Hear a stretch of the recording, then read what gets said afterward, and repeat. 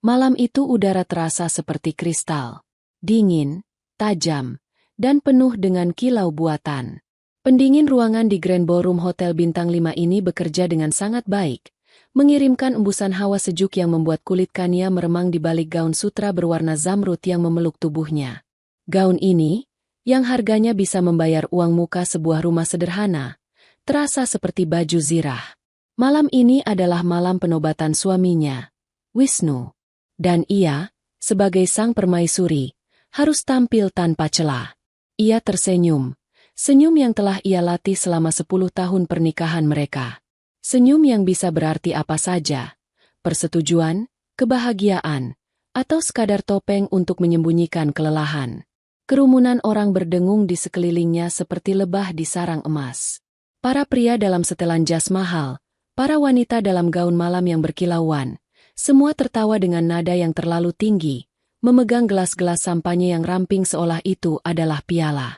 Kania mengenal sebagian besar wajah mereka. Para istri direktur lain yang selalu menatapnya dengan campuran rasa iri dan kagum.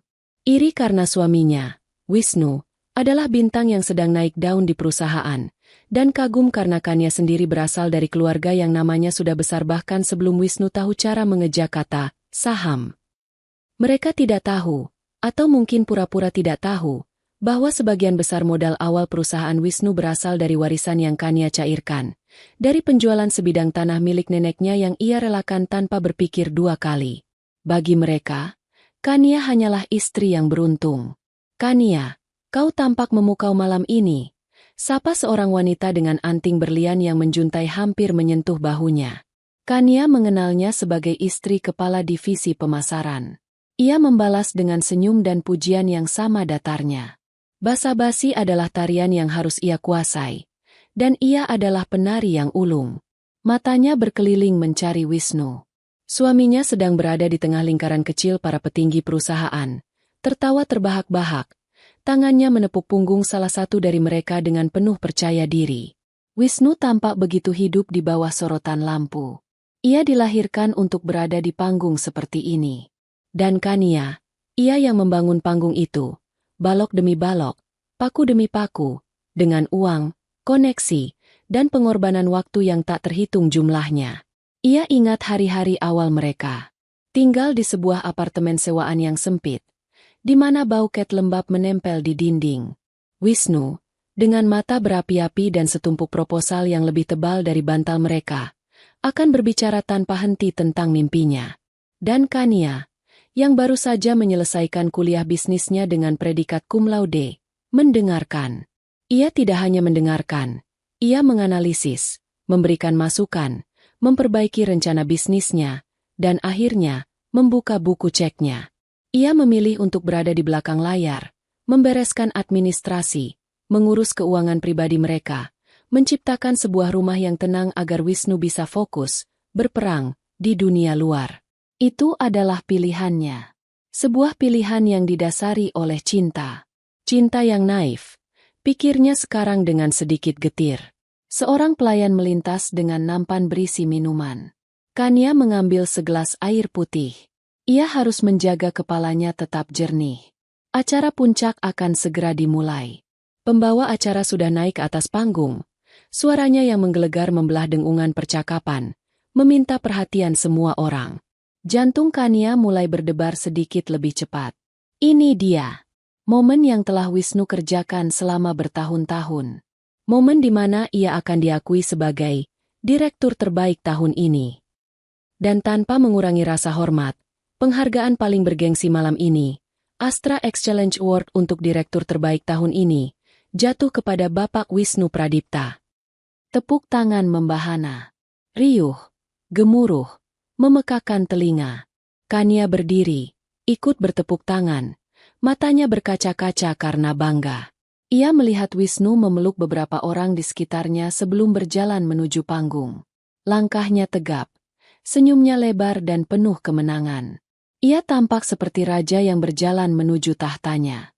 Di atas panggung, ia menerima piala kristal yang berat, mengangkatnya tinggi-tinggi ke udara sementara blitz kamera menyambar-nyambar seperti kilat di tengah badai.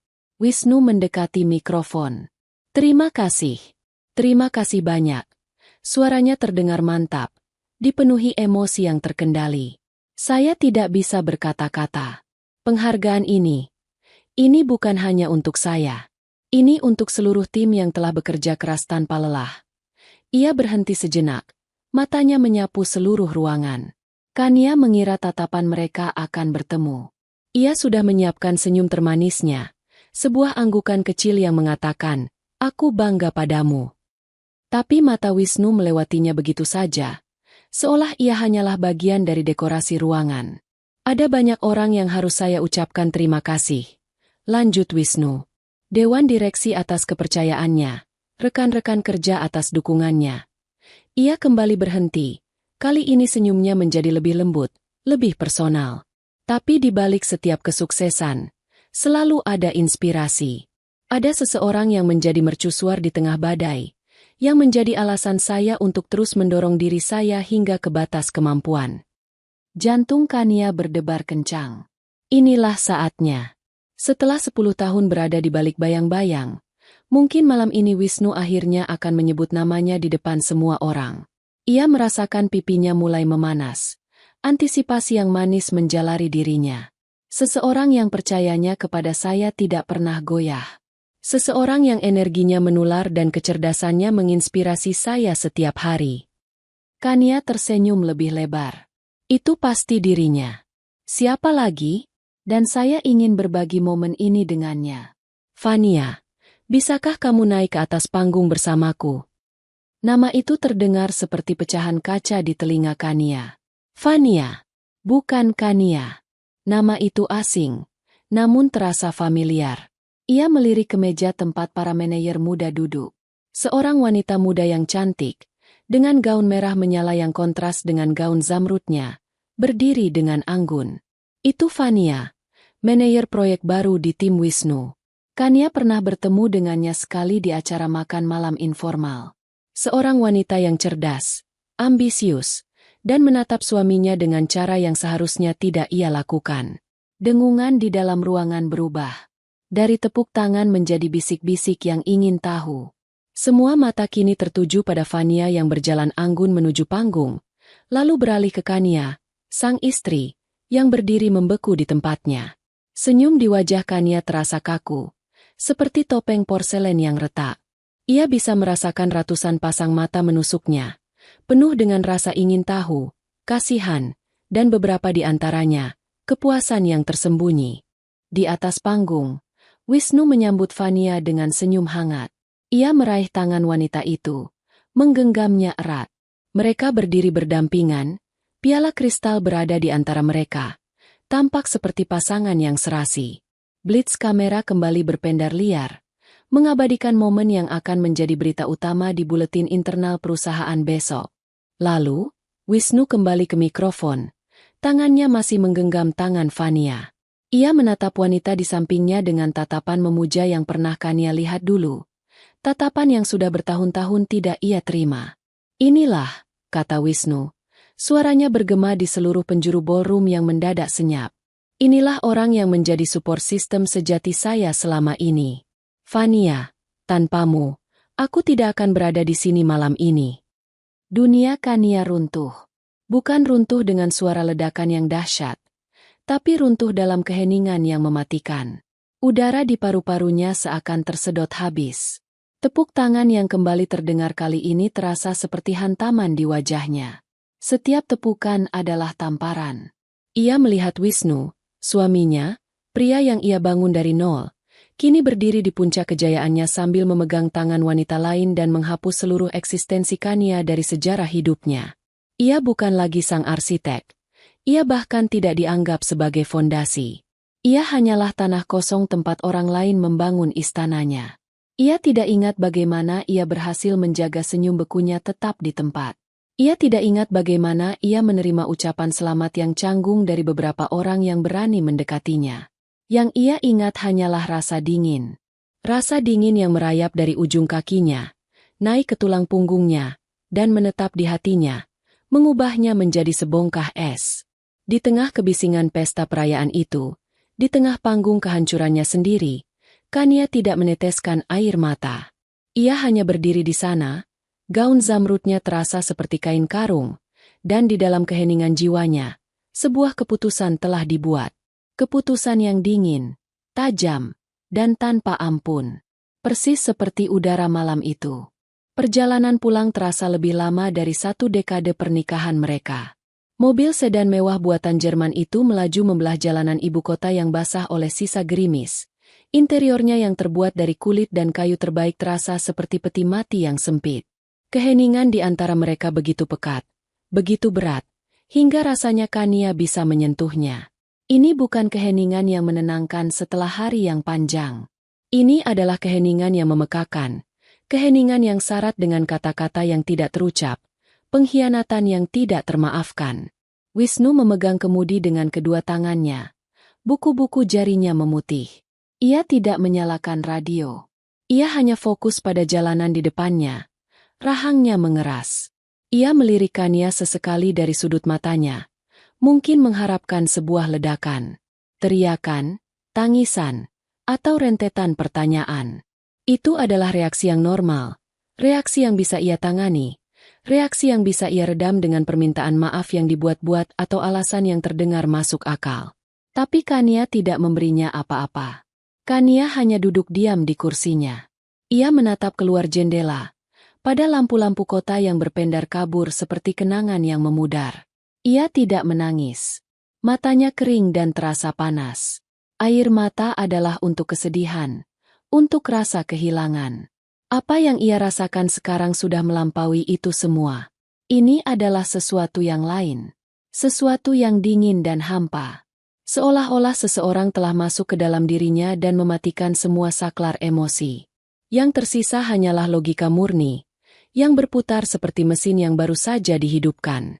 Ia memutar ulang kejadian di atas panggung itu dalam benaknya, bukan dengan emosi seorang istri yang dikhianati, tetapi dengan ketelitian seorang analis yang sedang meninjau sebuah kesalahan investasi.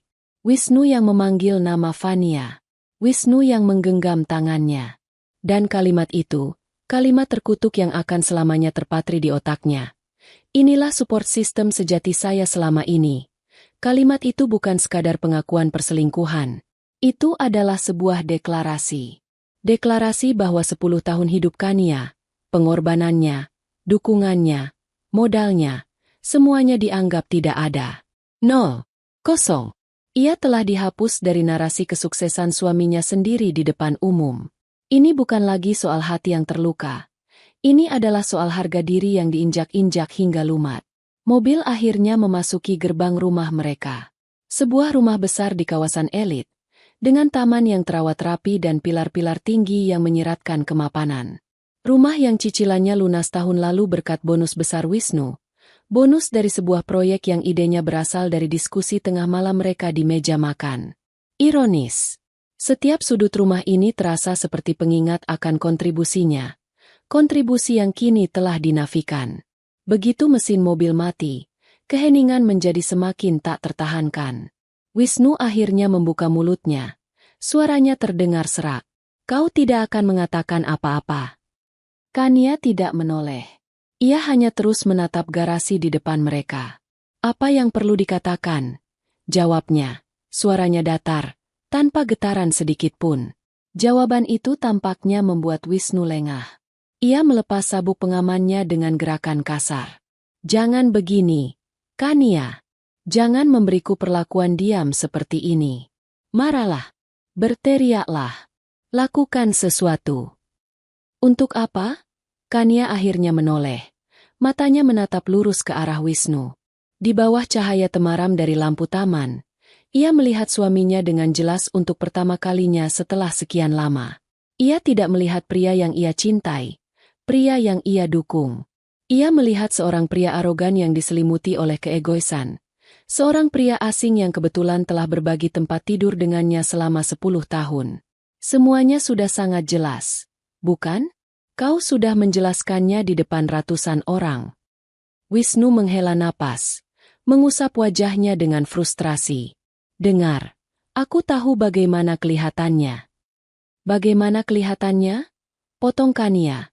Nada suaranya masih tetap dingin. Kelihatannya persis seperti apa adanya. Kau mempermalukanku. Kau menghapusku.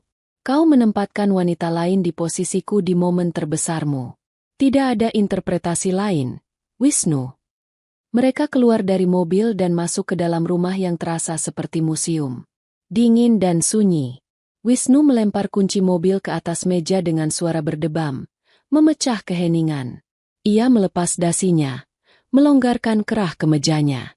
Ini tidak seperti yang kau pikirkan, katanya, mengikuti Kania yang berjalan menuju tangga. Fania, dia penting. Ini semua demi citra di kantor. Politik. Kau tidak akan mengerti.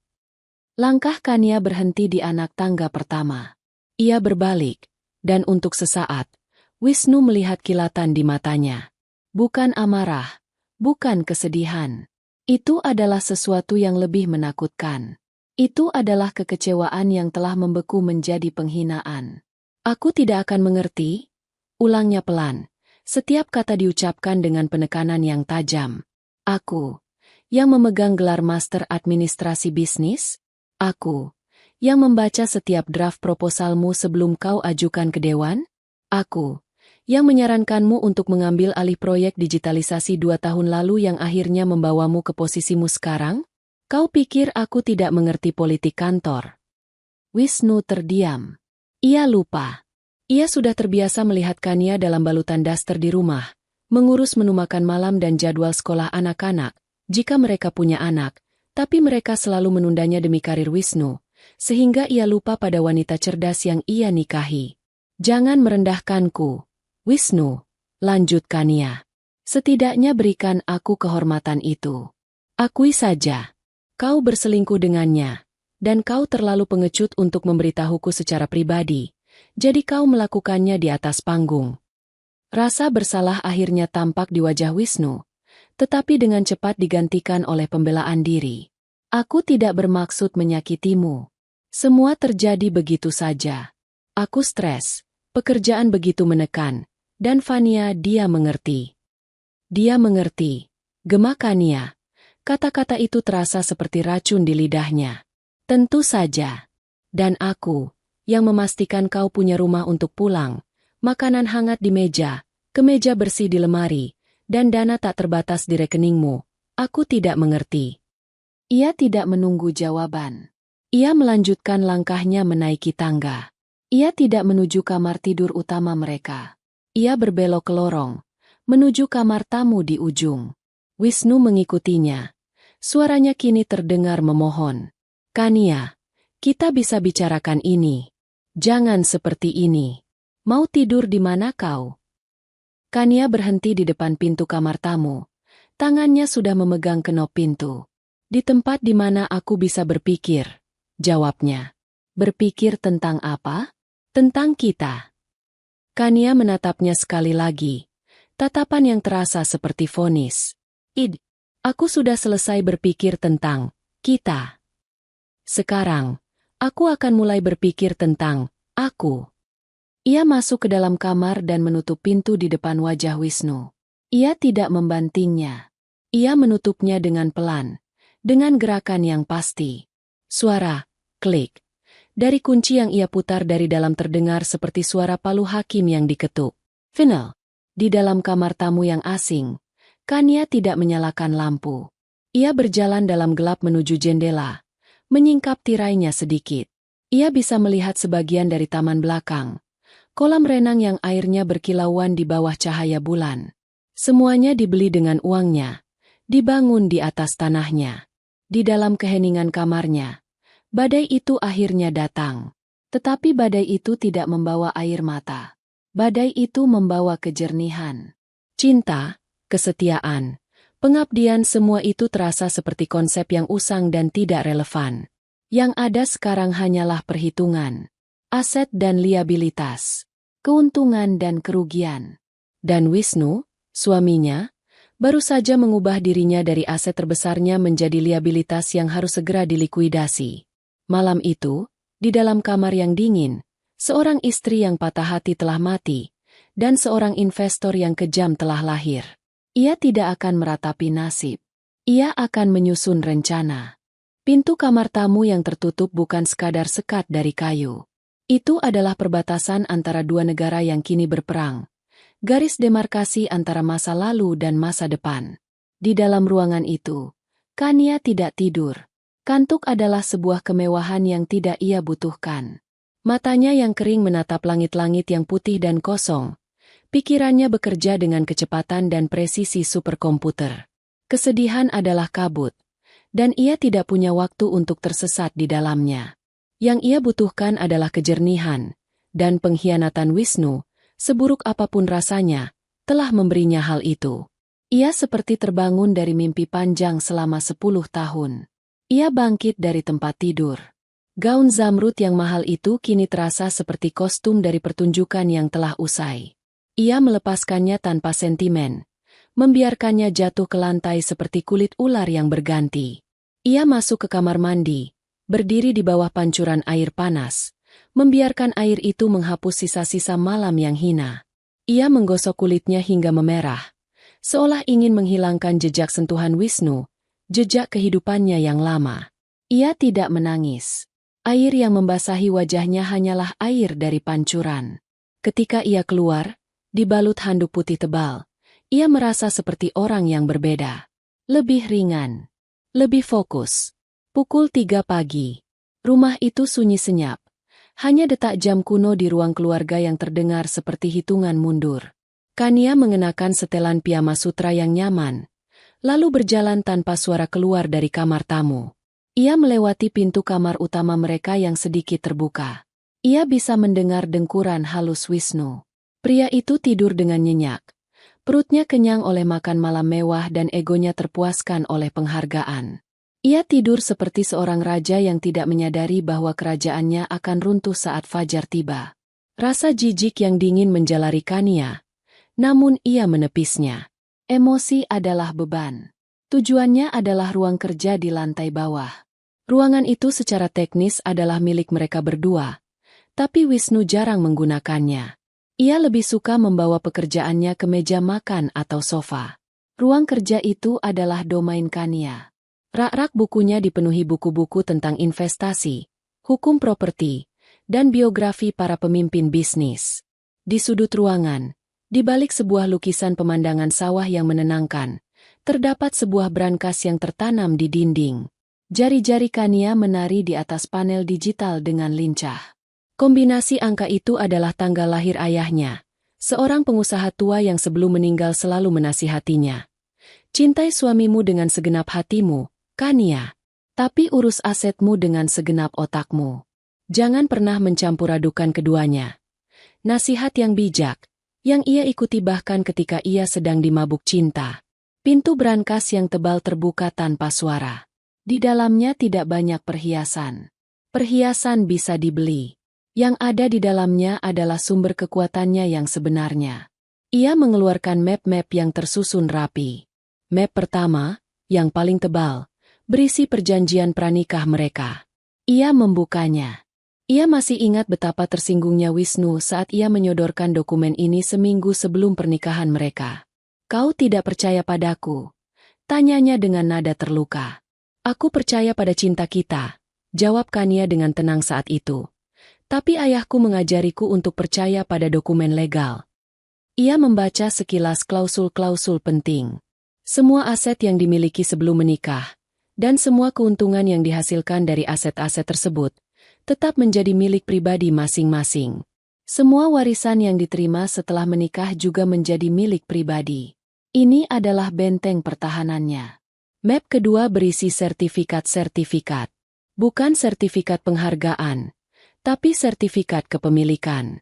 Sertifikat tanah di beberapa lokasi strategis, sertifikat properti komersial yang sedang disewakan, dan yang paling penting, sertifikat saham.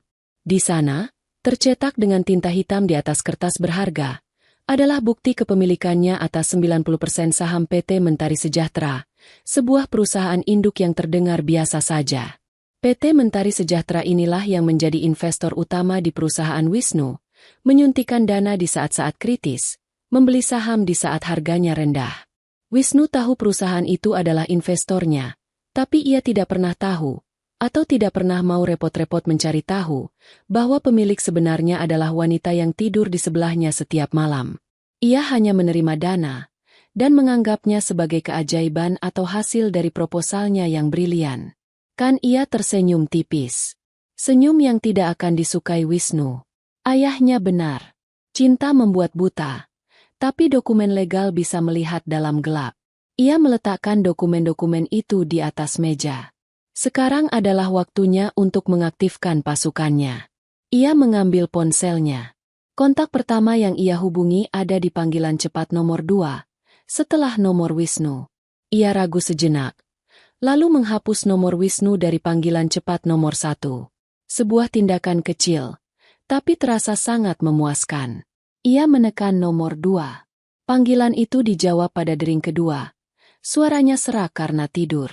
Halo, Pak Suryo. Maaf mengganggu pagi-pagi buta. Ini Kania. Di seberang sana, suaranya langsung menjadi waspada dan jernih.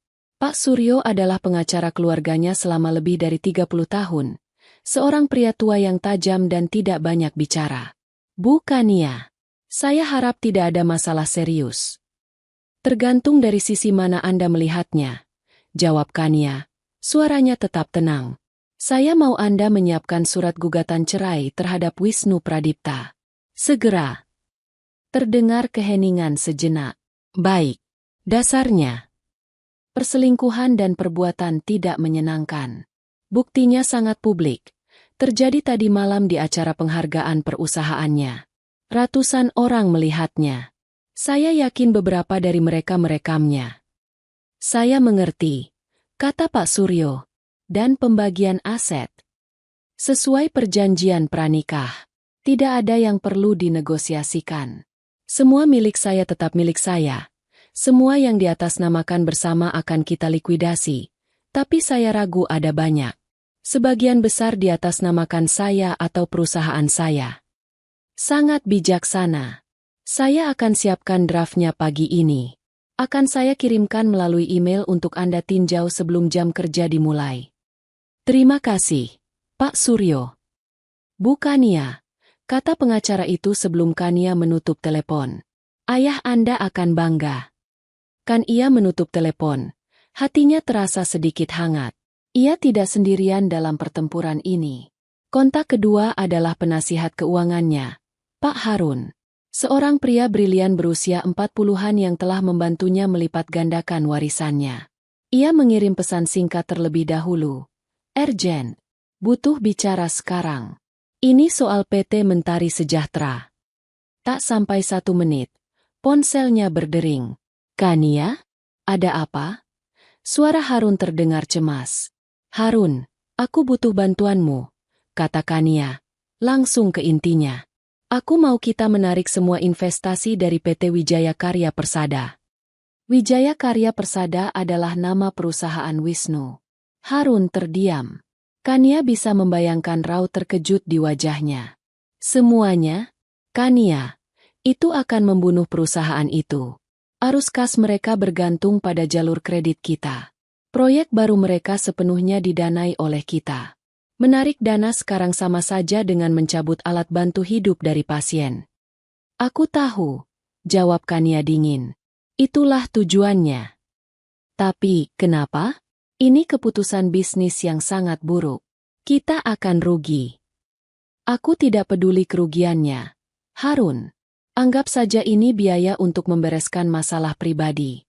Ini bukan lagi soal bisnis. Ini soal prinsip. Kerugian finansialnya bisa kita cari lagi nanti. Yang penting pesannya tersampaikan. Ia berhenti sejenak, lalu menambahkan. Lakukan secara bertahap tapi cepat. Mulai dengan pembekuan jalur kredit. Kirim pemberitahuan resmi pagi ini juga.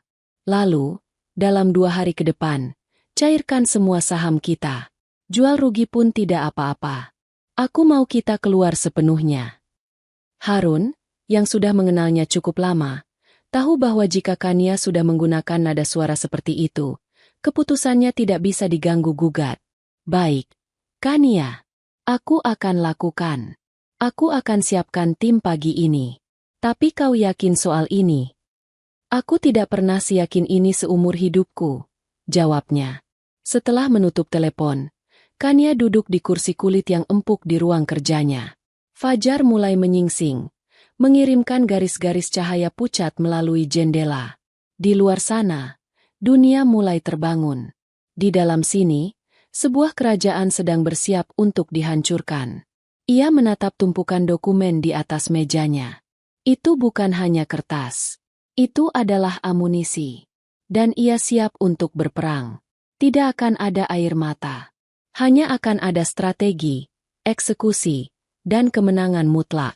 Wisnu terbangun dengan perasaan seolah ia adalah raja dunia. Kepalanya sedikit pusing akibat sisa sampahnya semalam. Tapi egonya melambung tinggi. Penghargaan kristal itu berdiri dengan gagah di atas nakas, memantulkan cahaya pagi yang masuk melalui jendela. Ia meraihnya, merasakan bebannya yang solid di tangannya. Ini adalah bukti. Bukti bahwa semua kerja kerasnya, semua malam yang ia habiskan di kantor, semua pengorbanan, telah terbayar. Ia berguling di tempat tidur. Tangannya secara otomatis mencari sosok Kania di sebelahnya. Kosong. Ia mengerutkan kening. Lalu ingatan tentang pertengkaran semalam kembali merayap masuk. Kania tidur di kamar tamu. Wisnu mendengus.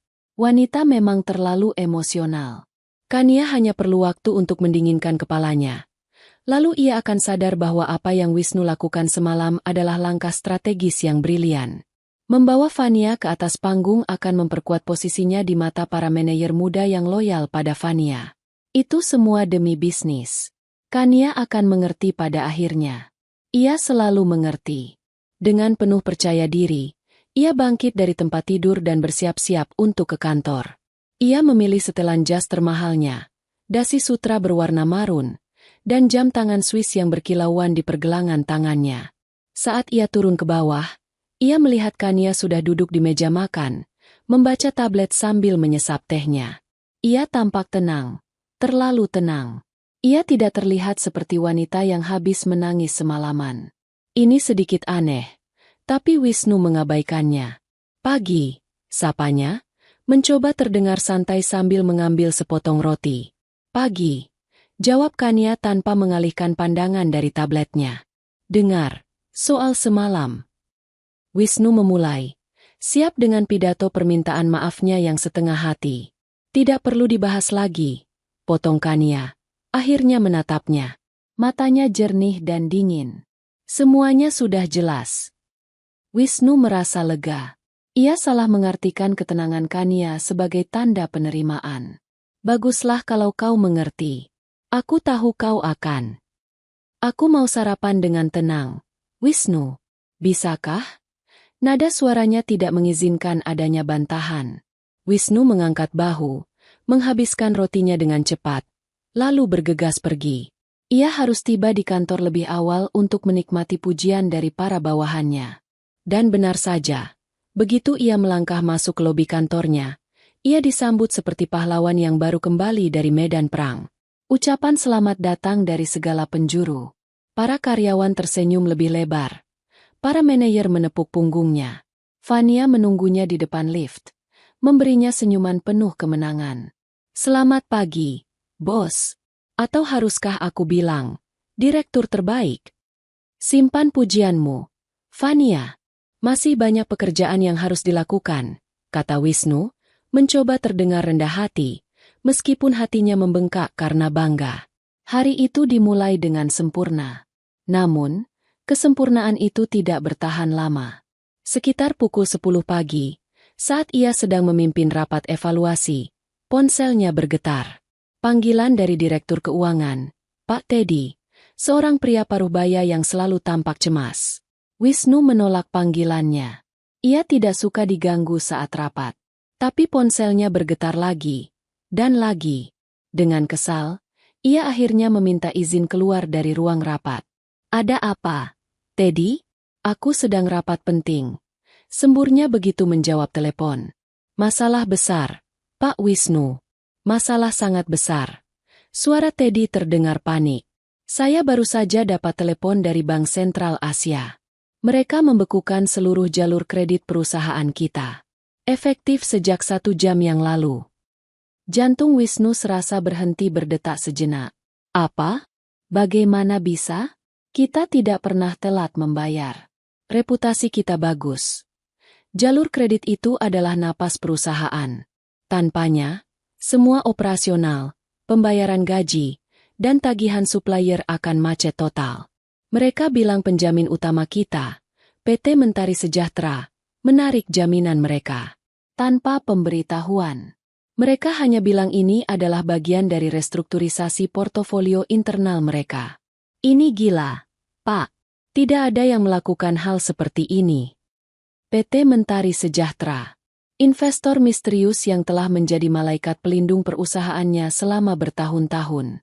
Wisnu merasakan darahnya mulai mendidih. Brengsek. Siapa orang-orang ini?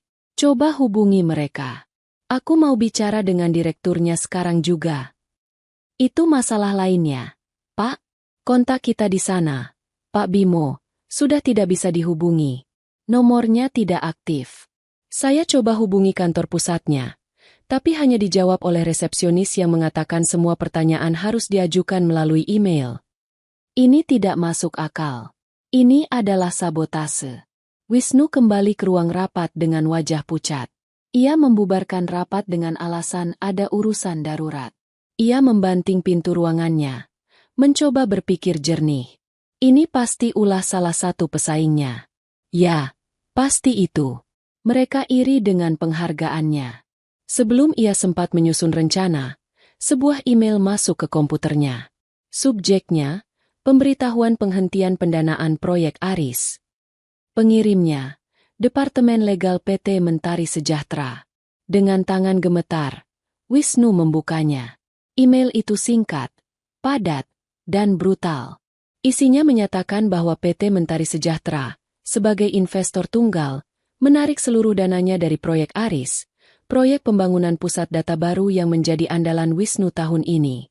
Penarikan dana berlaku efektif segera. Proyek Aris adalah mahakaryanya. Proyek bernilai triliunan rupiah yang akan melambungkan nama perusahaannya ke level berikutnya. Tanpa dana itu, proyek itu mati. Tumpukan beton dan baja di lokasi konstruksi akan menjadi monumen kegagalannya. Wisnu merasa mual. Ia membanting tinjunya ke meja. Siapa Mentari Sejahtera ini? Teriaknya di ruangannya yang kosong. Ia menyuruh sekretarisnya untuk mencari tahu semua tentang perusahaan itu. Profilnya, dewan direksinya, pemiliknya. Semua. Sore itu berlalu seperti dalam mimpi buruk. Teleponnya tidak berhenti berdering.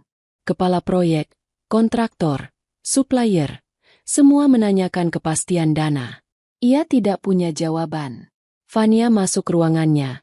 Wajahnya yang cantik kini dihiasi kekhawatiran. Wisnu, ada apa? Semua orang di luar panik. Bukan apa-apa. Hanya masalah kecil arus kas. Aku bisa menanganinya. Bentak Wisnu, tidak ingin terlihat lemah di depannya. Fania tampak tidak yakin, tapi ia memilih untuk tidak bertanya lebih lanjut. Ia hanya meletakkan secangkir kopi di mejanya lalu pergi. Support system. Sejatinya tampak tidak begitu mendukung saat krisis pertama datang. Malam itu, Wisnu pulang dengan perasaan hancur. Semua kemegahan pagi tadi terasa seperti kenangan dari kehidupan orang lain. Ia masuk rumah, berharap bisa melampiaskan frustrasinya pada Kania. Mungkin bertengkar hebat untuk melepaskan tekanan. Ia menemukan Kania sedang duduk di sofa ruang keluarga, membaca sebuah buku dengan tenang, ditemani secangkir teh herbal yang aromanya menenangkan. Ia tampak seperti sebuah pulau kedamaian di tengah badai yang mengamuk di dalam diri Wisnu. Hari ini benar-benar neraka. Gerutu Wisnu sambil melempar tas kerjanya ke lantai. Kania menurunkan bukunya, menatapnya dengan ekspresi yang sulit diartikan. Oh ya? Kenapa? Kau tidak akan percaya. Ban membekukan kredit kita. Lalu investor utama proyek terbesarku tiba-tiba menarik semua dananya.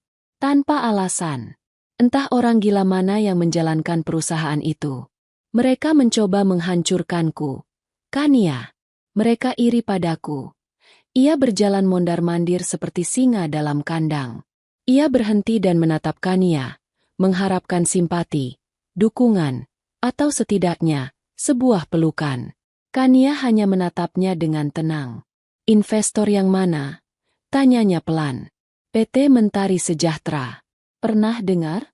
Mungkin juga tidak. Mereka sangat tertutup. Tapi mereka menusukku dari belakang. Kan ia menyesap tehnya. Kasihan sekali, katanya. Suaranya datar. Lalu, apa rencanamu? Wisnu tercengang. Hanya itu? Kasihan sekali?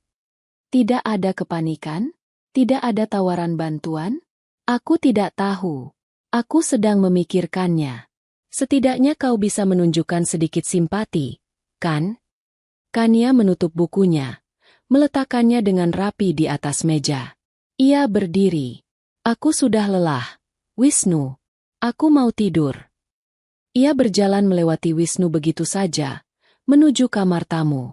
Wisnu berdiri terpaku di tengah ruang keluarga yang luas. Ia merasa sangat sendirian. Ia menatap punggung istrinya yang menjauh. Ada sesuatu dalam ketenangan Kania yang membuatnya merinding. Sesuatu yang dingin dan tidak terjangkau. Ia sama sekali tidak sadar bahwa ia baru saja menceritakan detail awal kehancurannya kepada sang arsitek kehancuran itu sendiri. Karpet di bawah kakinya telah ditarik, dan ia bahkan belum menyadari siapa yang memegang ujungnya. Jika hari sebelumnya adalah gempa bumi, maka hari-hari berikutnya adalah rentetan gempa susulan yang tak kunjung henti, masing-masing meretakkan fondasi perusahaan Wisnu lebih jauh lagi. Wisnu datang ke kantor dengan tekad membara untuk memadamkan api. Ia meyakinkan dirinya sendiri bahwa ini hanyalah kemunduran sementara, sebuah ujian bagi kepemimpinannya. Ia akan menemukan investor baru, menegosiasikan ulang utang bank, dan menunjukkan kepada para pengecut di PT Mentari Sejahtera bahwa ia tidak bisa dihancurkan dengan mudah. Arogansinya adalah rakit penyelamat di tengah lautan kepanikan yang mengancam menelannya. Tapi rakit itu terbuat dari kayu lapuk. Pukulan pertama datang bahkan sebelum ia sempat menyesap kopi paginya. Telepon di mejanya berdering tanpa henti. Itu adalah para supplier. Pak Joko, pemasok utama komponen elektronik mereka selama 7 tahun, adalah yang pertama. Suaranya yang biasanya ramah kini terdengar tegang. Pak Wisnu, saya dengar ada masalah arus kas di perusahaan Bapak. 2 faktur kami sudah jatuh tempo minggu lalu dan belum dibayar. Tim keuangan Bapak hanya terus berkata, sedang diproses. Wisnu mencoba menenangkannya dengan pesona yang biasa ia gunakan. Tenang, Pak Joko. Hanya masalah administrasi perbankan. Bapak tahu sendiri kan, birokrasi. Dana akan cair paling lambat besok. Tapi pesonanya tidak lagi mempan. Maaf, Pak Wisnu. Saya tidak bisa mengambil risiko. Pengiriman komponen untuk batch produksi berikutnya saya tahan dulu sampai pembayaran lunas. Saya punya karyawan yang harus digaji. Telepon ditutup sebelum Wisnu sempat memprotes. Satu panggilan itu membuka pintu air. Setelahnya, telepon dari pemasok kertas, perusahaan catering, bahkan penyedia air galon kantor. Semuanya datang dengan nada yang sama. Bayar dulu, baru layanan dilanjutkan. Perusahaan itu lumpuh bukan karena tidak ada pekerjaan, tapi karena tidak ada bahan baku untuk dikerjakan. Produksi berhenti total. Di lantai kantor, atmosfer telah berubah drastis. Dengungan produktivitas yang ramai telah digantikan oleh bisik-bisik cemas. Para karyawan berkumpul di sudut-sudut pantry, berbicara dengan suara pelan. Wajah mereka penuh kekhawatiran. Wisnu bisa merasakan tatapan mereka saat ia berjalan melewati kubikel-kubikel. Tidak ada lagi tatapan kagum. Yang ada hanya pertanyaan dan ketakutan. Loyalitas mereka ternyata setipis slip gaji mereka. Pukulan kedua datang pada sore hari. Kepala Departemen Riset dan Pengembangan, seorang insinyur jenius bernama Anwar yang telah ia bajak dari perusahaan saingan 2 tahun lalu, masuk ke ruangannya. Ia meletakkan sepucuk amplop putih di atas meja Wisnu. Maaf, Pak, ini surat pengunduran diri saya. Wisnu menatapnya tidak percaya. Kau bercanda, Anwar? Di saat seperti ini, aku butuh orang-orang terbaikku sekarang. Anwar menatap lantai. Justru karena saat seperti ini, Pak, saya harus memikirkan keluarga saya. Saya sudah mendapat tawaran dari tempat lain. Jadi kau meninggalkan kapal yang tenggelam. Sinis Wisnu. Anwar akhirnya mengangkat wajahnya. Ada kilatan kekecewaan di matanya. Saya tidak akan menyebutnya kapal tenggelam jika kaptennya memberitahu kami apa yang sebenarnya terjadi, Pak. Tapi Bapak hanya diam dan menyuruh kami bekerja seperti biasa. Sementara di luar sana semua orang mengatakan perusahaan ini akan bangkrut. Kami butuh kepastian, bukan optimisme buta.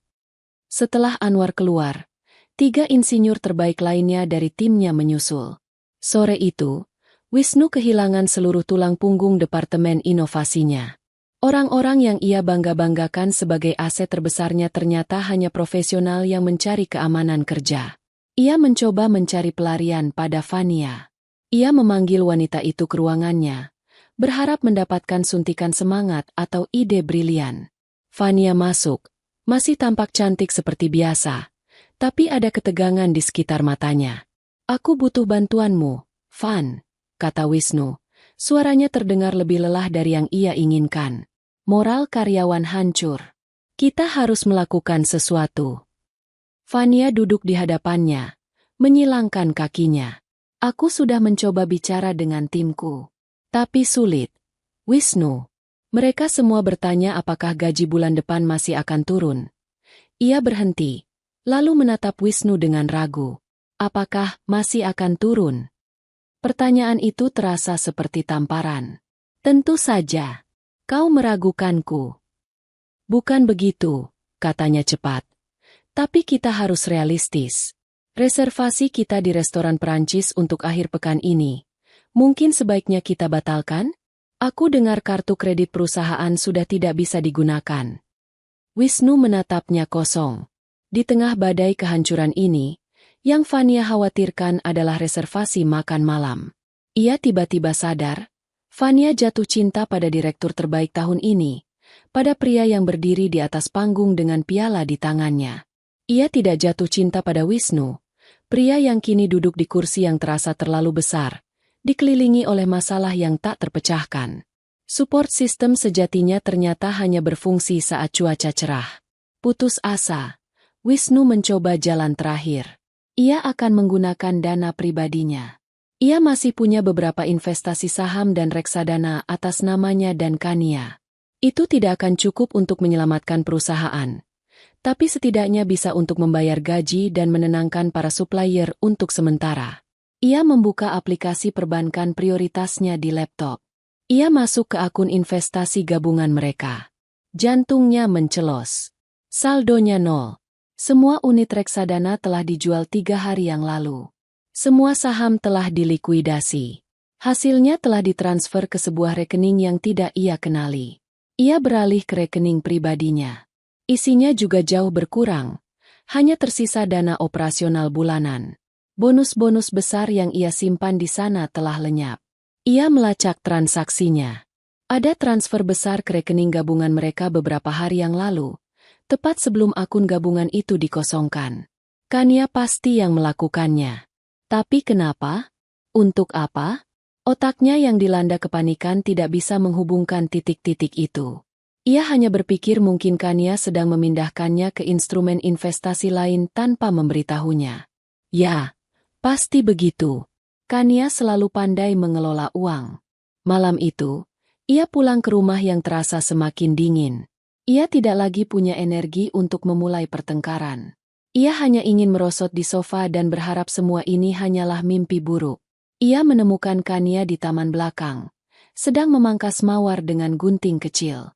Ia melakukannya dengan ketenangan dan fokus yang menakutkan. Gawat, Kania, kata Wisnu, suaranya parau.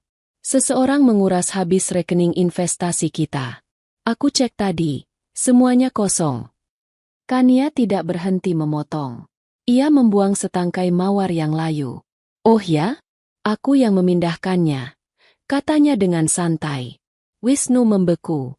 Apa? Kau? Kemana? Kenapa kau tidak memberitahuku? Kania akhirnya meletakkan guntingnya dan berbalik menghadapnya. Senja mewarnai langit di belakangnya dengan warna oranye dan ungu, membuatnya tampak seperti siluet. Aku memindahkannya ke tempat yang aman.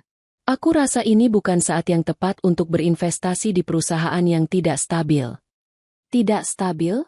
Ini perusahaanku. Ini hidup kita, teriak Wisnu. Bukan, jawab Kania pelan. Suaranya tajam seperti duri mawar. Itu perusahaanmu. Dan ternyata, itu hidupmu. Aku hanya penonton selama ini, kan? Sekarang aku memutuskan untuk menarik uangku dari pertunjukan ini. Dinding terakhir di benak Wisnu mulai retak. Ketenangan Kania, pengosongan rekening, masalah di kantor, mungkinkah semua ini terhubung? Tidak mungkin. Kania tidak akan melakukan itu. Ia mencintainya. Atau setidaknya, dulu begitu. Keraguan yang mengerikan mulai merayap masuk ke dalam hatinya. Dingin dan berbisa seperti ular. Kehancuran tidak datang seperti gelombang pasang yang bisa kau lihat dari jauh. Ia datang seperti retakan di bawah tanah, tanpa suara, hingga akhirnya tanah di bawah kakimu terbelah dan menelanmu bulat-bulat. Wisnu merasa seperti sedang ditelan hidup-hidup. 2 hari setelah percakapannya yang menegangkan dengan Kania di taman, situasinya di kantor telah berubah dari buruk menjadi bencana. Ia terpaksa mengumumkan penundaan pembayaran gaji. Pengumuman itu disambut dengan keheningan yang mencekam, diikuti oleh gelombang pengunduran diri massal. Kantornya yang dulu ramai kini terasa seperti kota hantu. Hanya tersisa segelintir karyawan loyal, atau mungkin mereka yang terlalu takut untuk mencari pekerjaan lain. Fania adalah salah satu yang pertama pergi. Ia tidak menyerahkan surat pengunduran diri. Ia hanya tidak muncul lagi di kantor. Pesannya yang singkat di WhatsApp hanya berbunyi, "Maaf, aku tidak bisa. Semoga berhasil." Support system itu telah mencabut stekernya. Wisnu menghabiskan hari-harinya dengan sia-sia. Ia menelepon setiap bankir, setiap pemodal Ventura, setiap kenalan kaya yang ia punya. Namanya kini beracun. Berita tentang perusahaannya yang diambang kebangkrutan telah menyebar seperti wabah. Tidak ada yang mau menyentuhnya. Piala, direktur terbaik, yang masih berdiri di mejanya terasa seperti sebuah ejekan yang kejam. Malam itu, ia pulang ke rumah bukan sebagai seorang direktur, tapi sebagai seorang pecundang. Ia mendorong pintu depan yang berat. Biasanya, aroma masakan atau wangi bunga dari vas di ruang tamu akan menyambutnya. Malam ini, yang menyambutnya hanyalah keheningan dan udara yang terasa basi. Lampu-lampu padam, kecuali satu lampu kecil di lorong. Sesuatu terasa berbeda. Lukisan-lukisan cat air karya Kania yang biasanya menghiasi dinding ruang tamu telah hilang, meninggalkan paku-paku kosong dan bekas persegi panjang yang warnanya sedikit lebih terang. Beberapa patung keramik koleksinya juga tidak ada di tempatnya. Rumah itu terasa seperti sedang dilucuti jiwanya. Dengan perasaan tidak enak, ia berjalan melewati ruang-ruang yang temaram. Ia memanggil nama Kania, tapi tidak ada jawaban. Mungkin ia sedang keluar. Mungkin ia hanya sedang tidur lebih awal. Wisnu mencoba menenangkan dirinya sendiri, tapi jantungnya berdebar kencang. Saat itulah bel pintu berbunyi. Suaranya yang nyaring terasa menusuk di tengah kesunyian. Wisnu berjalan membukakan pintu. Seorang kurir berjaket oranye berdiri di depannya, menyodorkan sebuah tablet elektronik dan sebuah amplop coklat tebal. "Paket untuk Bapak Wisnu Pradipta," kata kurir itu datar. Wisnu menandatanganinya dengan linglung, lalu menerima amplop itu. Tidak ada nama pengirim, hanya stempel dari sebuah firma hukum ternama. Mungkin surat somasi dari supplier lagi, pikirnya lelah. Ia menutup pintu dan berjalan ke ruang keluarga, menyalakan satu lampu. Ia merobek amplop itu dengan kasar. Di dalamnya ada setumpuk dokumen yang dijilid rapi. Halaman depannya membuatnya berhenti bernapas. Surat gugatan cerai. Di bawahnya tertera nama penggugat, Kania Ayunindya, dan tergugat, Wisnu Pradipta. Kakinya terasa lemas. Ia jatuh terduduk di sofa. Tangannya gemetar saat ia membalik halaman demi halaman. Semua tertulis di sana dengan bahasa hukum yang dingin dan brutal. Alasan perceraian. Daftar aset yang tidak akan dibagi karena merupakan harta bawaan penggugat. Tuntutan agar tergugat segera meninggalkan rumah yang kepemilikannya 100% atas nama penggugat. Ponselnya bergetar di sakunya. Sebuah notifikasi email. Dengan pandangan kabur, ia membukanya. Subjeknya, pemberitahuan resmi, deklarasi kebangkrutan dan penyitaan aset PT Wijaya Karya Persada. Email itu dari konsorsium bank. Isinya menyatakan bahwa perusahaannya secara resmi dinyatakan bangkrut. Tim kurator akan datang besok pagi untuk menyegel kantor dan menyita semua aset yang tersisa. Dalam 1 menit, kedua pilar hidupnya, pernikahan dan karirnya, runtuh menjadi debu. Dan saat itulah semuanya menjadi jelas. Seperti sambaran petir yang menerangi lanskap yang gelap. PT Mentari Sejahtera. Penarikan dana yang tiba-tiba. Rekening investasi yang dikosongkan. Ketenangan Kania yang menakutkan. Ini semua bukan kebetulan. Ini adalah sebuah rencana. Sebuah serangan yang terkoordinasi dengan sempurna. Kemarahan yang luar biasa. Kemarahan dari seorang pria yang tersudut dan terhina, meledak di dalam dirinya. Ia melompat dari sofa. Surat cerai itu diremasnya di tangannya. Ia berlari menaiki tangga, menuju kamar tamu. Ia tidak mengetuk. Ia menendang pintunya hingga terbuka. Kania ada di sana. Ia tidak terkejut. Ia sedang melipat pakaian terakhirnya ke dalam sebuah koper besar yang terbuka di atas tempat tidur. Ia mengenakan blus sederhana dan celana panjang, tampak siap untuk bepergian. Ia menatap Wisnu dengan ketenangan yang sama seperti yang ia tunjukkan selama seminggu terakhir. "Kau," raung Wisnu. Suaranya serak karena amarah. Ia mengacungkan kertas yang sudah lecek itu. "Ini semua perbuatanmu, kan? Kau yang menghancurkan perusahaanku.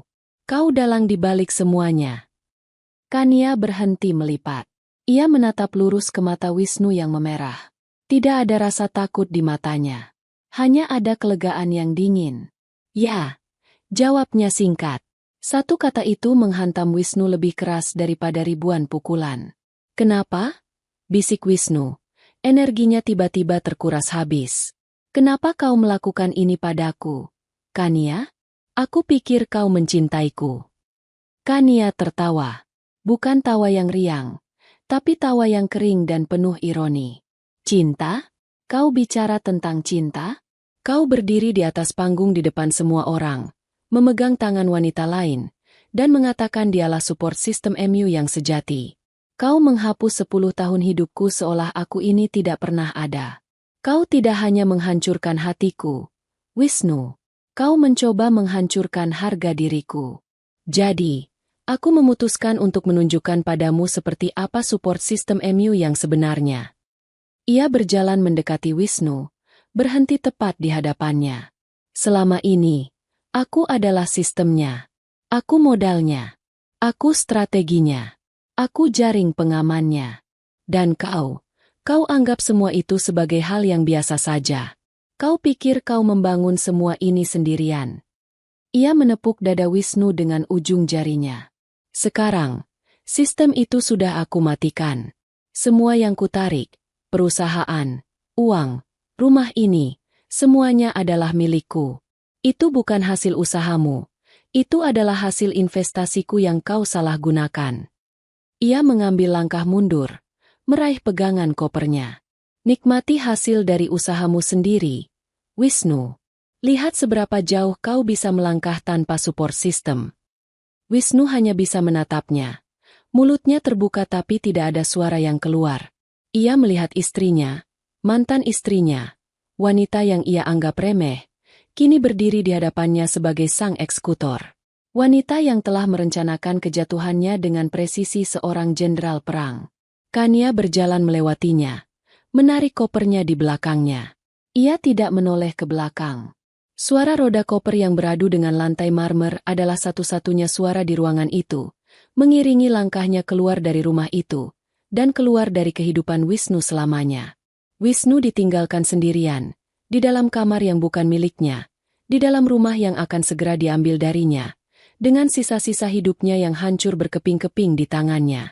Ia akhirnya jatuh berlutut, bukan karena kelelahan, tapi karena beban dari pemahaman yang mengerikan itu. Ia telah kehilangan segalanya. Dan ia sendiri yang telah menyerahkan palu godam kepada orang yang menghancurkannya. Proses perceraian itu berjalan secepat dan sebrutal sebuah eksekusi. Wisnu, yang kini tak mampu membayar pengacara papan atas, hanya diwakili oleh seorang pengacara muda yang gugup dari kantor hukum kecil. Di seberang meja, duduklah Pak Suryo, pengacara Kania, seekor serigala tua berbulu domba yang membantai setiap argumen dari pihak Wisnu dengan presisi seorang ahli bedah. Perjanjian pranikah yang dulu dianggap Wisnu sebagai tanda ketidakpercayaan dari Kania, kini menjadi nisan bagi kehidupan finansialnya. Dokumen itu kokoh seperti benteng. Setiap klausulnya adalah tembok yang tidak bisa ditembus. Di dalam ruang mediasi yang dingin dan berbau kertas tua, Wisnu melihat Kania untuk pertama kalinya sejak malam itu. Kania tidak menatapnya dengan benci. Kebencian masih menyisakan sebersit gairah, secuil koneksi. Tatapan Kania lebih buruk dari itu. Ia menatap Wisnu seolah-olah Wisnu adalah sepotong furnitur yang tidak relevan di dalam ruangan. Tatapan kosong, dingin, dan penuh ketidakpedulian. Saat hakim mengetukkan palu, mengesahkan perceraian mereka dan menegaskan bahwa Wisnu tidak berhak atas 1 sen pun dari aset Kania, Kania hanya mengangguk singkat pada pengacaranya, berdiri, dan berjalan keluar tanpa menoleh sedikit pun. Bagi Kania, proses itu adalah transaksi bisnis yang telah selesai. Bagi Wisnu, itu adalah akhir dari dunianya. Ia keluar dari gedung pengadilan di tengah hari yang terik, merasa lebih telanjang daripada saat ia dilahirkan. Ia bukan lagi Wisnu Pradipta, sang direktur. Ia hanyalah Wisnu, sebuah nama tanpa gelar, tanpa kekayaan, tanpa masa depan. Mimpi buruknya tidak berhenti di situ. Seminggu kemudian, sebuah surat resmi tertempel di pintu depan rumahnya. Surat perintah pengosongan. Ia diberi waktu 7 hari untuk mengambil barang-barang pribadinya dan pergi. Rumah itu, yang selama ini menjadi simbol statusnya, kini menjadi monumen kemenangannya yang telah sirna. Pada hari pengosongan, sebuah truk pindahan besar datang. Bukan untuknya, tapi untuk Kania. Beberapa pekerja yang efisien masuk dan mulai mengemasi barang-barang berharga. Lukisan, perabotan antik, koleksi porselen, semua yang memiliki nilai. Wisnu hanya bisa berdiri di sudut, menyaksikan hidupnya dibongkar dan dimasukkan ke dalam kotak-kotak. Ia hanya diizinkan mengambil pakaiannya, buku-bukunya, dan beberapa barang pribadi yang tidak berharga. Barang-barang itu ia masukkan ke dalam beberapa kotak kardus bekas yang ia dapat dari supermarket. Saat ia menyeret kotak-kotak itu keluar ke halaman depan yang terawat sempurna, ia melihat tetangganya mengintip dari balik tirai. Rasa malu membakar wajahnya lebih panas dari sengatan matahari. Pukulan berikutnya datang saat ia mencoba menyalakan mobilnya untuk pergi. Mobil itu tidak menyala. Lalu ia melihatnya. Sebuah truk derek berhenti di depan gerbangnya. 2 orang turun. Salah satunya menunjukkan surat penarikan kendaraan dari perusahaan leasing. Cicilan 3 bulan terakhir belum terbayar. Tanpa sepatah kata pun, mereka menderek mobil sedan mewah itu pergi, meninggalkan Wisnu yang berdiri di trotoar bersama tumpukan kotak kardus, seperti korban bencana alam. Ia kini benar-benar tidak punya apa-apa. Tidak ada rumah, tidak ada mobil, dan rekening banknya menipis dengan cepat hanya untuk membeli makanan. Ia terpaksa menjual satu-satunya aset yang tersisa padanya, jam tangan Swissnya. Ia membawanya ke sebuah toko jam bekas di pusat perbelanjaan. Pria di balik etalase meneliti jam itu dengan kaca pembesar, lalu menyebutkan angka yang hanya 1/4 dari harga belinya. Wisnu menelan harga dirinya yang tersisa dan menerima uang itu.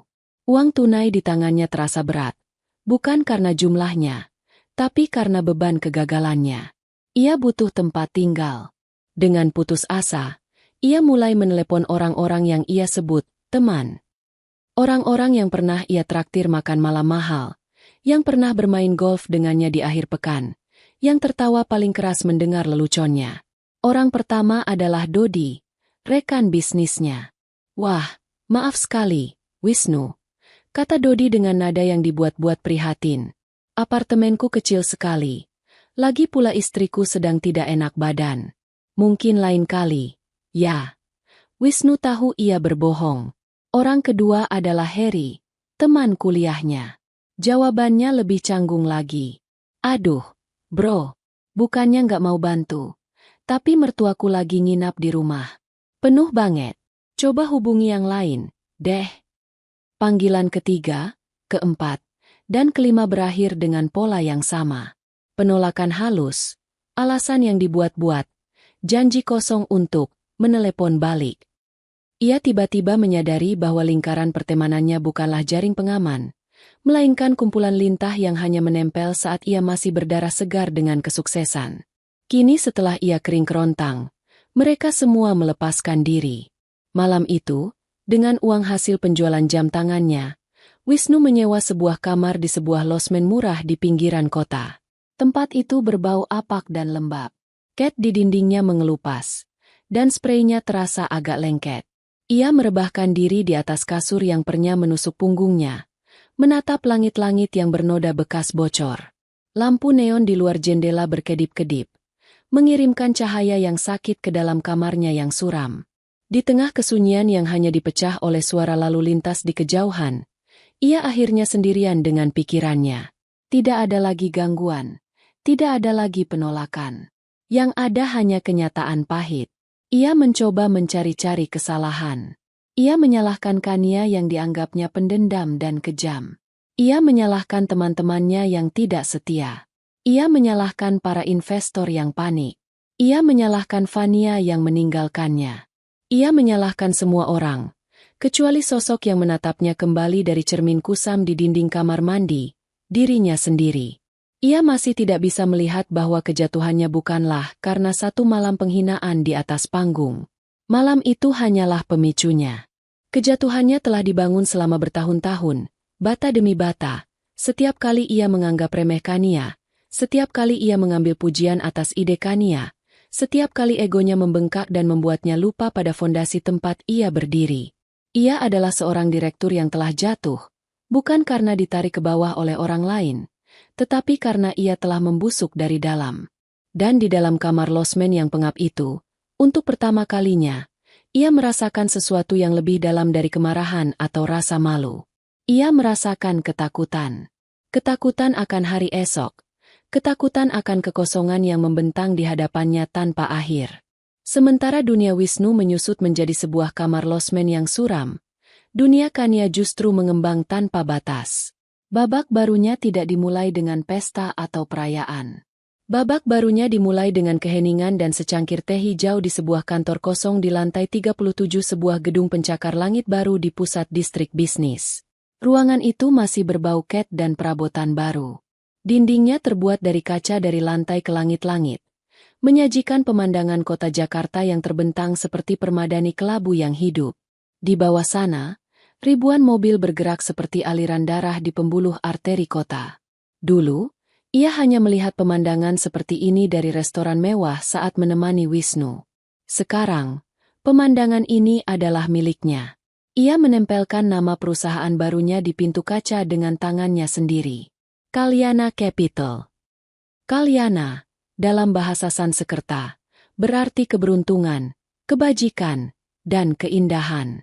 Itu adalah nama tengah yang diberikan ibunya, nama yang jarang ia gunakan. Sekarang, ia merebutnya kembali. Nama itu adalah representasi dari apa yang ingin ia bangun, sesuatu yang tidak hanya menguntungkan, tapi juga bajik dan indah. Kalyana Capital adalah firma investasi butik. Modalnya adalah semua aset yang berhasil ia amankan dari reruntuhan pernikahan dan bisnis Wisnu. Misinya sederhana namun radikal, mendanai dan membimbing perusahaan rintisan, startup, yang didirikan oleh perempuan. Ia telah melihat dengan mata kepala sendiri bagaimana dunia bisnis yang didominasi laki-laki seringkali meremehkan ide-ide brilian hanya karena ide itu datang dari seorang perempuan. Ia pernah menjadi salah satunya. Ia tidak akan membiarkan itu terjadi pada orang lain jika ia bisa menolongnya. Harun, penasihat keuangannya yang setia, adalah orang pertama yang ia rekrut. Ia memberikan Harun posisi sebagai Chief Investment Officer. "Kau gila, Kania," kata Harun saat pertama kali mendengar ide itu, meskipun matanya berbinar. "Tapi ini kegilaan yang jenius. Aku ikut." Bersama Harun, ia mulai membangun timnya. Ia tidak mencari lulusan sekolah bisnis ternama dengan CV yang mentereng. Ia mencari orang-orang yang lapar, yang punya semangat, yang punya sesuatu untuk dibuktikan. Ia merekrut seorang analis muda yang brilian yang hampir menyerah, karena selalu dilewatkan untuk promosi di kantor lamanya. Ia mempekerjakan seorang manajer operasional, seorang ibu tunggal yang sangat terorganisir yang kesulitan mencari pekerjaan dengan jam kerja yang fleksibel. Tim kecilnya adalah kumpulan orang-orang yang diremehkan, sama seperti dirinya dulu. Dan karena itu, mereka bekerja dengan loyalitas dan semangat yang tidak bisa dibeli dengan uang. Hari-hari Kania kini terisi penuh dengan tujuan. Paginya dimulai dengan rapat untuk meninjau proposal bisnis. Ia membaca puluhan ide setiap minggu, mulai dari aplikasi kesehatan mental, platform fashion berkelanjutan, hingga perusahaan logistik yang menggunakan teknologi ramah lingkungan. Ia bukan hanya melihat angka dan proyeksi keuntungan. Ia melihat gairah di mata para pendiri. Ia mendengarkan cerita mereka. Siang harinya, ia akan bertemu dengan para pendiri startup yang potensial. Ia tidak duduk di belakang meja besarnya seperti seorang ratu. Ia duduk bersama mereka di meja bundar di ruang rapat, mendengarkan dengan saksama, mengajukan pertanyaan-pertanyaan tajam yang menguji ketahanan model bisnis mereka. Apa rencanamu jika kompetitor besarmu menurunkan harga?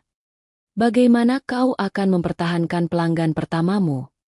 Apa nilai jual unikmu yang tidak bisa ditiru dalam semalam? Ia keras, tapi adil. Para perempuan muda itu keluar dari ruangannya, entah dengan cek investasi di tangan mereka atau dengan daftar panjang perbaikan yang harus dilakukan. Tapi tidak ada satupun dari mereka yang keluar dengan perasaan diremehkan. Suatu sore, setelah seharian penuh rapat, ia duduk sendirian di kantornya yang mulai gelap. Pak Suryo meneleponnya, memberitahu bahwa proses penyitaan aset Wisnu telah selesai dan rumah lamanya kini resmi kembali sepenuhnya di bawah kendalinya. Apa yang akan ibu lakukan dengan rumah itu? Tanya pengacara itu. Kania menatap pemandangan kota yang lampunya mulai menyala satu persatu. Jual saja, Pak. Aku tidak butuh rumah sebesar itu lagi. Gunakan sebagian hasilnya untuk dana operasional Kalyana. Ia tidak merasakan apa-apa saat menyebut rumah itu. Tidak ada nostalgia, tidak ada kemenangan. Itu hanyalah aset di dalam portofolionya. Sebuah properti yang harus dilikuidasi. Sama seperti hubungannya dengan Wisnu. Ia tidak pernah secara aktif mencari tahu kabar Wisnu. Ia tidak perlu melakukannya. Dunia bisnis Jakarta adalah kolam kecil. Berita menyebar dengan cepat. Ia mendengar dari Harun bahwa Wisnu telah kehilangan segalanya. Ia mendengar dari kenalan lain bahwa Wisnu terlihat menjual jam tangannya. Ia mendengar semua itu, tetapi informasi tersebut masuk ke telinganya dan lewat begitu saja, seperti laporan cuaca di kota lain. Nasib Wisnu bukan lagi urusannya. Ia tidak merasa puas atau senang atas penderitaan Wisnu. Ia hanya merasa kosong. Bab itu telah ditutup dengan begitu rapat hingga tidak ada lagi emosi yang bisa merembes keluar. Fokusnya adalah pada masa depan. Pada membangun. Malam itu, sebelum pulang, ia meninjau kembali satu proposal dari seorang wanita muda yang ingin membangun sekolah coding khusus untuk anak-anak perempuan dari keluarga kurang mampu. Proyeksinya ambisius. Risikonya tinggi. Tim analisnya menyarankan untuk melewatkannya.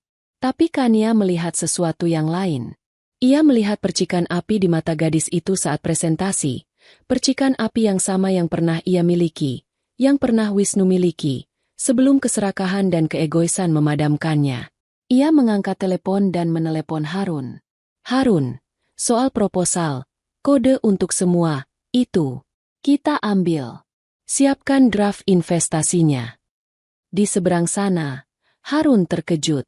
Tapi Kania, risikonya. Setiap hal yang berharga dalam hidup ini punya risiko.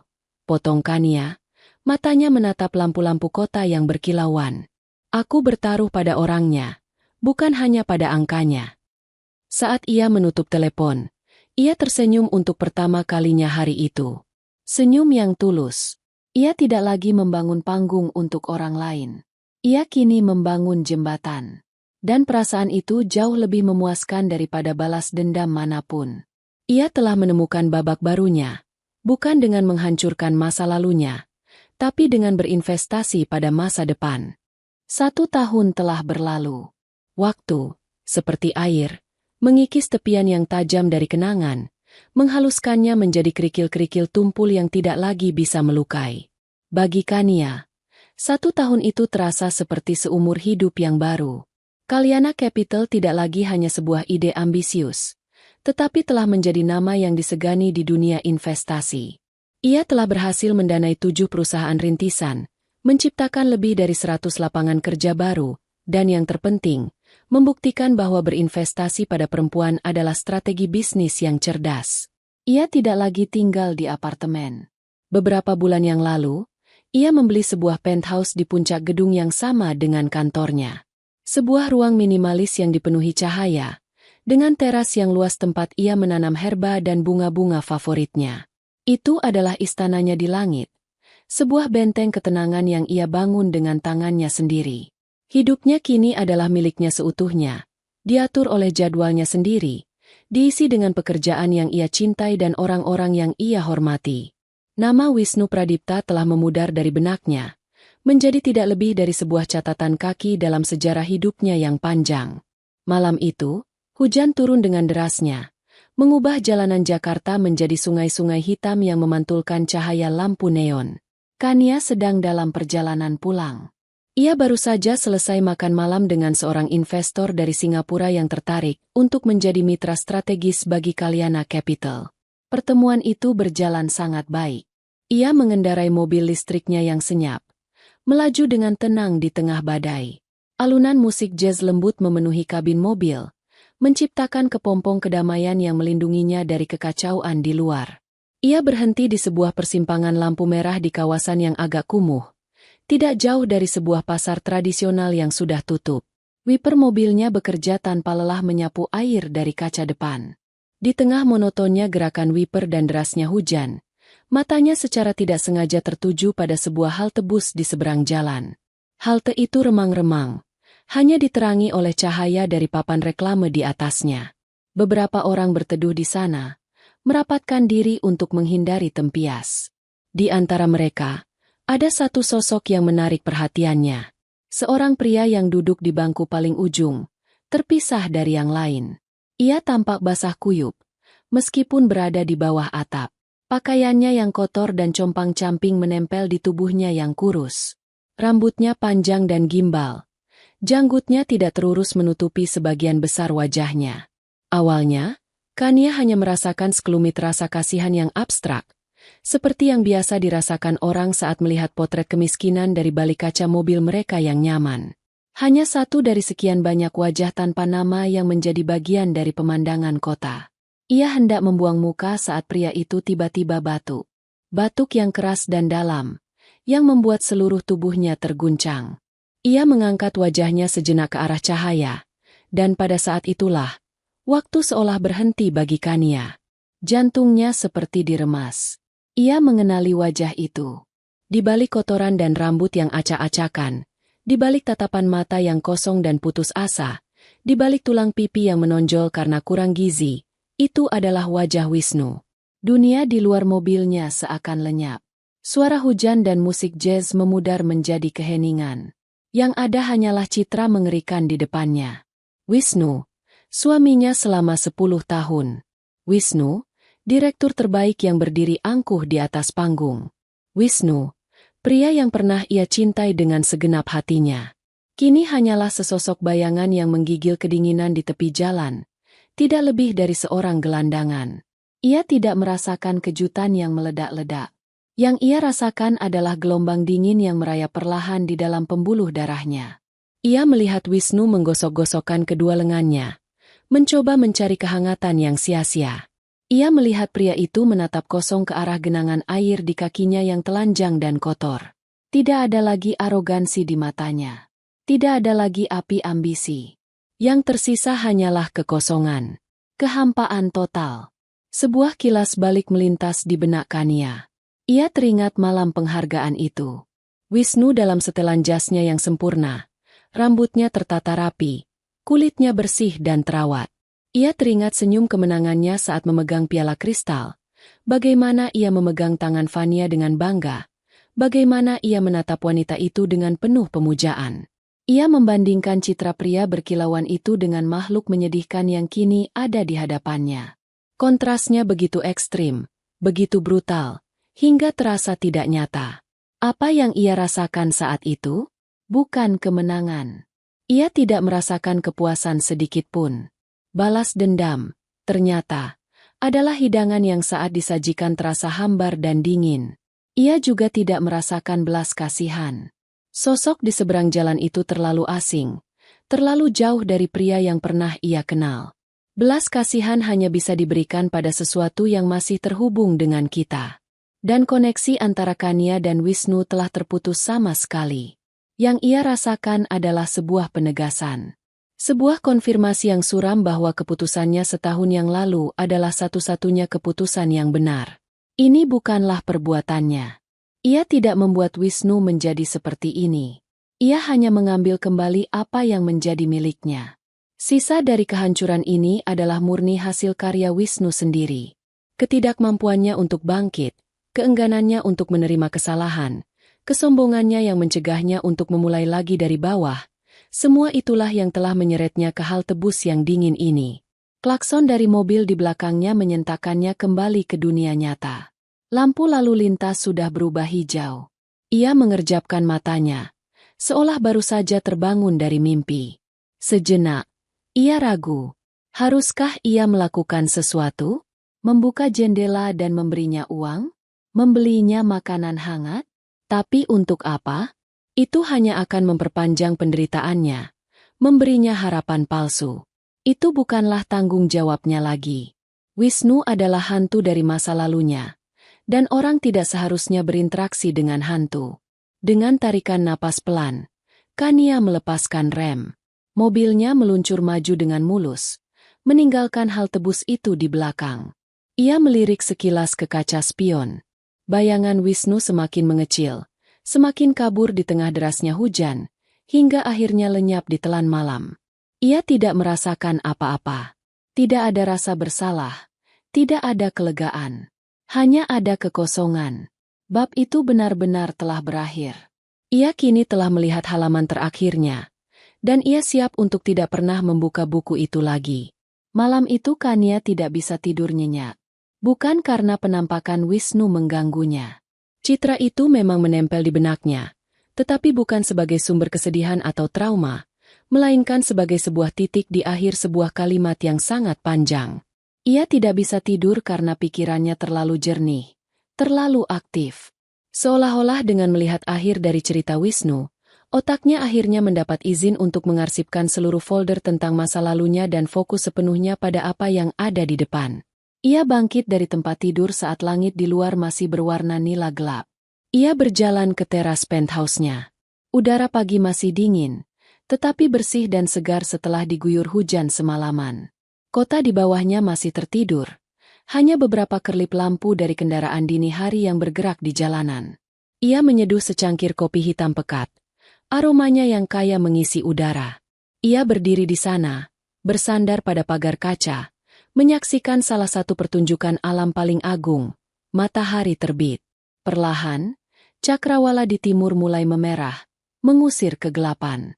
Garis-garis jingga, merah muda, dan emas mulai melukis langit, menyinari puncak-puncak gedung pencakar langit yang tadinya hanya siluet.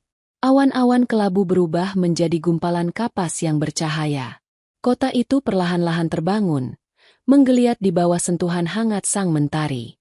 Di momen itu, Kania merasakan kedamaian yang mendalam. Kedamaian yang bukan datang dari ketiadaan masalah, tetapi datang dari kesadaran penuh bahwa ia mampu menghadapi apapun yang datang. Ia telah melewati api dan keluar bukan hangus, melainkan ditempa menjadi lebih kuat. Kemarahannya telah lama padam, dendamnya telah menguap. Yang tersisa adalah fondasi yang kokoh dari harga diri dan tujuan hidup. Ia memikirkan kembali perjalanannya. Rasa sakit dari pengkhianatan itu nyata. Resolusi dingin untuk membalas dendam itu juga nyata. Tetapi ia sadar sekarang, tindakan menghancurkan Wisnu bukanlah tujuannya. Itu hanyalah langkah pertama yang perlu ia lakukan untuk membersihkan lahan, agar ia bisa mulai membangun sesuatu yang baru. Ia tidak bisa membangun istananya sendiri jika ia masih terikat pada puing-puing rumah orang lain. Ponselnya yang tergeletak di meja kecil di teras bergetar. Sebuah email masuk. Itu dari Dewan Direksi Perusahaan Rintisan, Kode untuk Semua, sekolah coding yang ia danai. Email itu berisi laporan kuartal pertama mereka, yang melampaui semua target. Di bagian bawah, ada lampiran video singkat. Kania membukanya. Video itu menunjukkan sebuah ruang kelas sederhana yang penuh dengan tawa. Sekelompok gadis remaja dari lingkungan miskin duduk di depan laptop bekas, dengan antusias belajar menulis baris-baris kode pertama mereka. Di akhir video, mereka serempak mengucapkan, "Terima kasih, Kalyana Capital." Wajah mereka penuh dengan harapan dan kemungkinan. Air mata akhirnya menggenang di pelupuk mata Kania. Ini bukan air mata kesedihan atau kemarahan seperti dulu. Ini adalah air mata haru. Air mata kebahagiaan. Inilah hasil dari balas